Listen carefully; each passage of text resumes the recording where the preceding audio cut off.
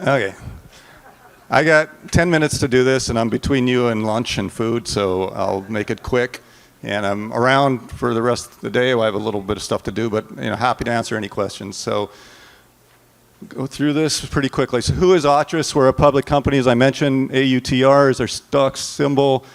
We create Veritas villages. I've been doing this for a couple decades, but it's been a real evolution. Didn't realize how libertarian I was until COVID hit, so it really took a turn there. But I'm looking around the room, and I see some of my heroes here, Joyce, Gabe, people, many of you, you're all my heroes for being in the freedom space, but to me it's a little bit like presenting here in front of your heroes is a little bit like, being asked to sleep with the Queen Mother. It's a real honor, but it still makes you nervous, right? But our villages are built on our philosophy of, as I mentioned, with first, freedom, independence, resilience, sustainability, and transparency. And I'll go through that pretty quickly.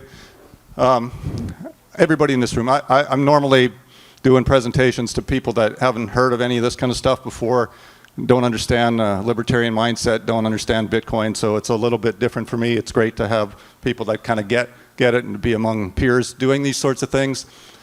But, I don't need to explain any of this, but I'll go through it. Why we're doing this.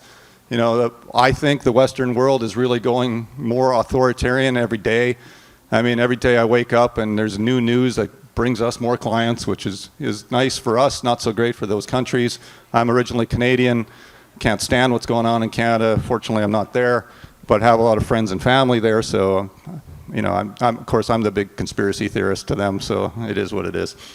But the political divisiveness, censorship, cancel culture, lack of freedom of speech, that's going on everywhere. The UK, I think UK and Canada might be a race to the bottom right now. It's a neck and neck race, but mandates and crime, defunding of law enforcement, all these things that have happened over the last years was really the evolution that got us to create the first philosophy and create Veritas villages. So the important thing in this presentation to the folks here, I think, is we have a lot of people in this space that spend an awful lot of time, and I'm not taking a shot at it, it's absolutely needed, but the top-down governance approach. I work with Alex and Titus with Tipolis a lot. We visit a lot of countries. Alex visits them all over the world. I tag along when it's in Latin America. But the top-down, we're asking for our own little space to create our own little world with our own little government. That's really hard. That's extremely hard to convince governments of. Why would I give that to you? So we, many years ago, decided we're going to work from the bottom up, and we're just going to build these things. Because every time we're out talking to governments about it, ultimately the question comes out and says, like, prove it. Like, show me one that you've done that works. And, great for Joyce and Massimo with Ciudad de Morazan, and obviously Eric and everybody here for Prospera. You can show them things that you've done. That's awesome. We're trying to show it in many countries. I think one of our advantages is we don't have to convince our residents to live in one place, because we have multiple places, and I'll talk a little bit more about that. But when I started doing the ones in Panama, for instance, I couldn't get the government's attention at all. Like, they were just like, are you crazy? We're not giving you any, your own police force, your own what? What are you talking about? And so I just went and built it with, Panama's good for that because it's probably got 80% of what we'd ask for anyway.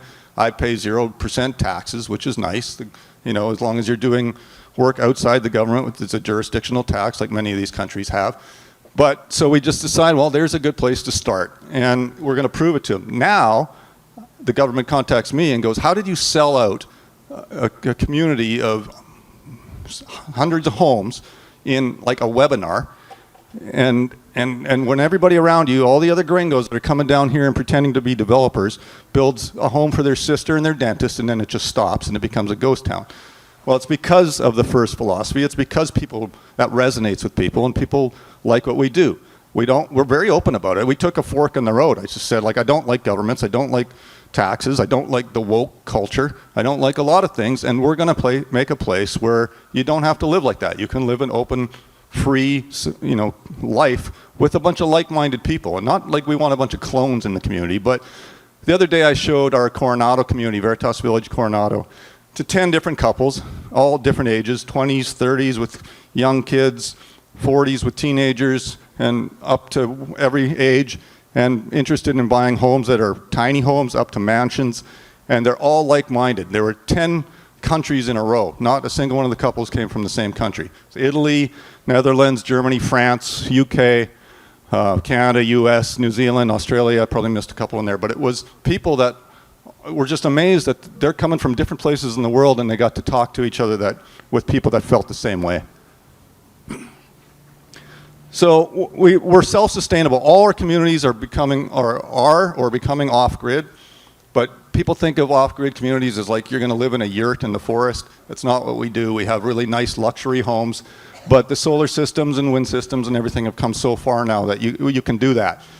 In fact, we had to get the law changed in Panama because the law was for Naturgy, which is the government-owned government-owned power company, that every home in the country had to connect to it. And it was like, well, we don't want to connect to it. We're not even going to have your lines run into our community.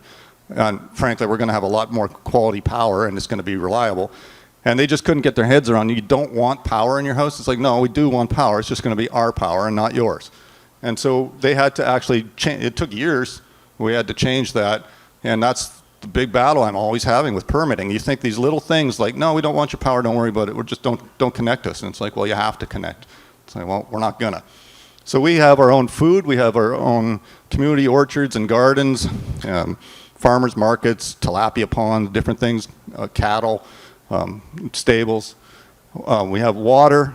We've been fortunate to choose locations that have great mountain, spring-fed water, so we have our own wells. And we think we have really beautiful homes, shelters, and we have our own energy.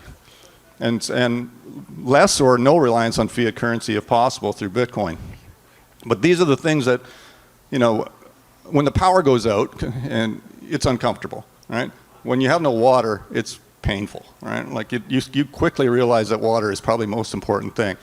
And so if another COVID happens and you're not behaving, then they can take those things from you and make you comply. So not us. We can shut the gate. And the other reason why we're in Latin America is because the culture here, the Latin culture is very live and let live. And I am from Canada, where they came in and arrested a pastor in a church because he had a congregation that didn't have masks on, or just because he had a congregation in there at all. That would never happen down here. The government would just, no, I'm not stepping over that line. That's crazy. And for us, it's like if you got a bunch of locals and expats living in the community and we shut the gate, they're not coming in. So it's a cultural thing. So it was one of the reasons we chose to do these communities down here. So I won't go into too much detail, but like I said, we have orchards, gardens, hydroponics, all these sorts of things. We all live normal lives. We go to the grocery store and go to movie theaters and things like that. But if we have to, we can close the gate and feed the community internally. Same with water. We have great water in our different, it's all solar powered, well pumps and everything. We fill up this massive, in Coronado, this one is, they fill up a massive 30,000 gallon tank, I think.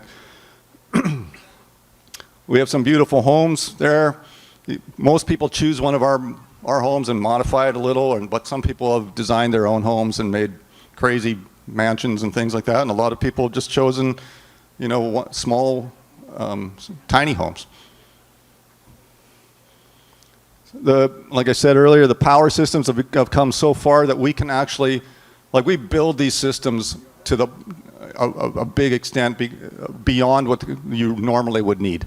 And that's because I don't want to get a phone call at 4 in the morning on New Year's Eve that your power went down, right? So, because you've been partying all night and everything's on. So we are fortunate enough now that the technology has come so far that we can do this, and we don't need to have a backup of power. You can just, if you want, you can add a battery or whatever, and they're so inexpensive right now compared to when I started this, it's crazy. But it's much more stable power, and everybody else in the neighborhood.